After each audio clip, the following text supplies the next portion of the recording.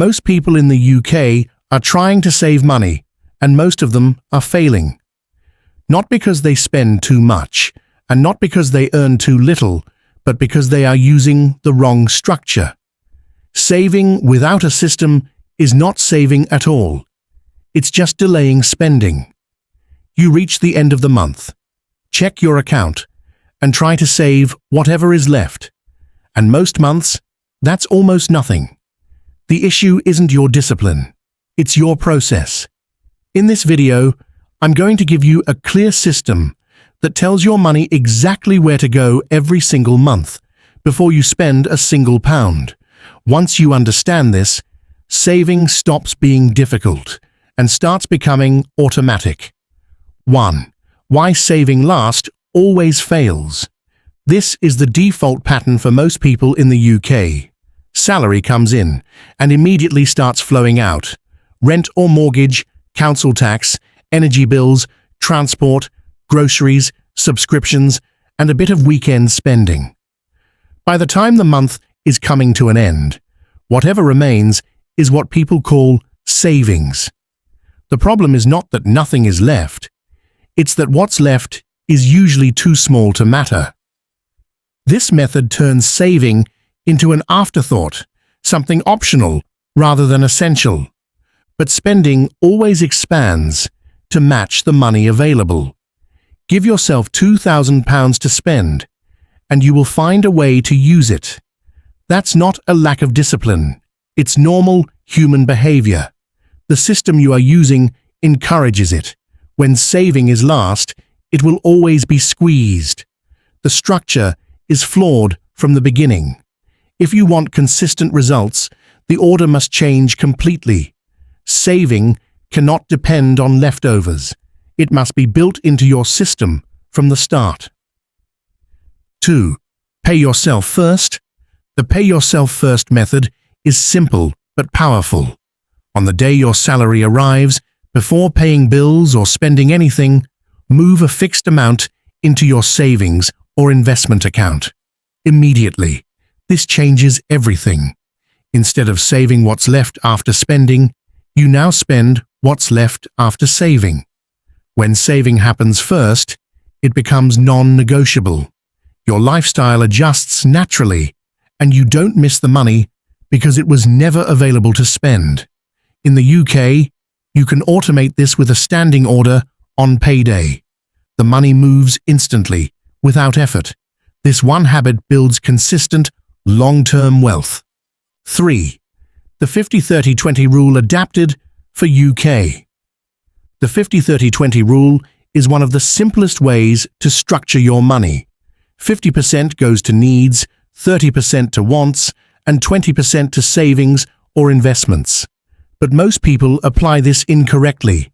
They base it on gross income, what they earn before tax. In the UK, that number is misleading. What matters is your take-home pay, the amount that actually lands in your account after income tax, national insurance, and pension deductions.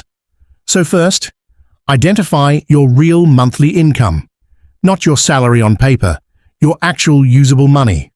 Once you have that, apply the split. 50% covers essentials like rent or mortgage, council tax, energy, transport, and food. If this exceeds 50%, your fixed costs are too high. 30% goes to lifestyle, flexible but controlled. The final 20% goes to your future, savings, ISAs, and pensions. For example, on £2,400 take home, that's £480. You don't need perfection, but you need direction. 4.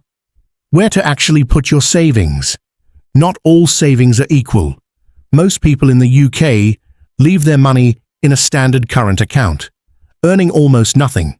That's not a strategy, it's just storage. Over time, inflation quietly reduces its value. The key is to match your savings to a clear purpose. Start with an emergency fund covering 3 to 6 months of essential expenses, kept in a high-interest, easy-access account so it's available when needed. Once that is in place, your next savings should not sit in cash.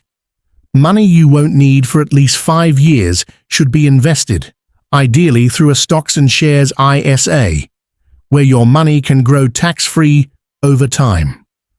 5. When to stop saving cash and start investing. This is the question most people in the UK never ask.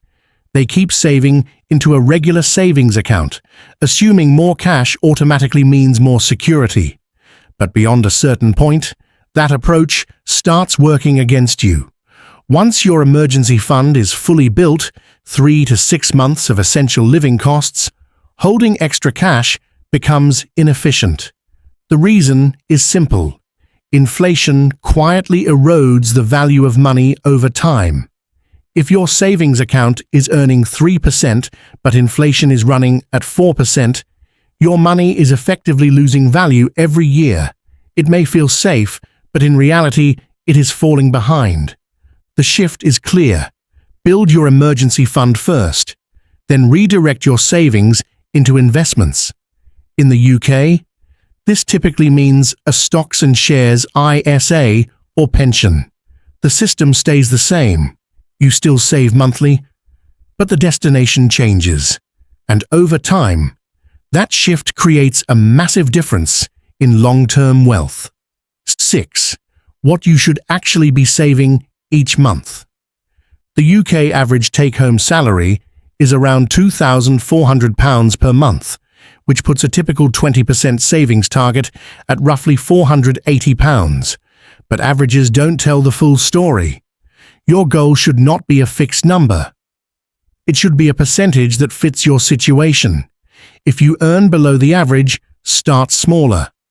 10% is a strong and realistic starting point, and even £50 per month invested consistently over time can grow significantly through compounding, where your returns begin generating returns of their own, creating momentum that builds over years. If you earn above average, then 20% should be your baseline, not your limit. The key is progression. Every time your income increases, your savings rate should increase with it.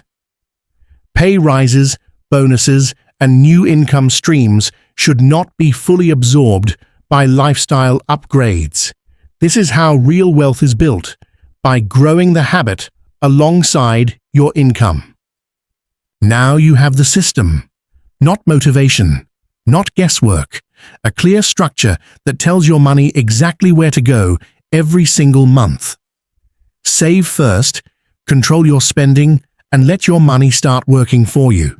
If you want to take the next step, watch the video on your screen where I show you exactly how to invest your first pound step by step.